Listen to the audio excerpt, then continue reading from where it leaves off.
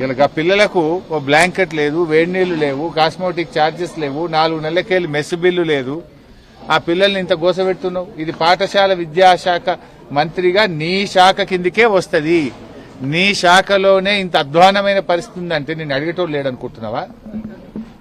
నీ లాగులో తొండలు జరగొట్టేటోడు లేడనుకుంటున్నావా? నీకేం మాట్లాడొస్తుందా? మాకు మాట్లాడరాదా?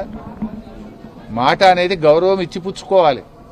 నువ్వు గౌరవం తప్పినప్పుడు, నువ్వు విలువలు లేకుండా మాట్లాడినప్పుడు ఎదుటి వాళ్ళు కూడా అదే పద్ధతిలో మాట్లాడవలసి వస్తుందనే విషయాన్ని గ్రహించి ఇప్పటికైనా తెలంగాణ తెచ్చిన పోరాట యోధుడు కేసీఆర్, తన ప్రాణాన్ని కూడా త్యాగం చేయడానికి సిద్ధపడ్డ నాయకుడు కేసీఆర్.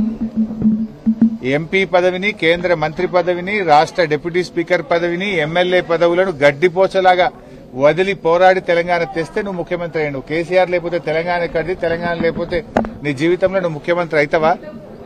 ఎందుకు ఆ పిచ్చి మాటలు మాట్లాడుతున్నావు? వయసులో నీకు తండ్రి లాంటి వాడు, తండ్రి లాంటి కేసీఆర్ గారిని, తెలంగాణ తెచ్చిన కేసీఆర్ గారిని అటువంటి మాటలు మాట్లాడొచ్చునా?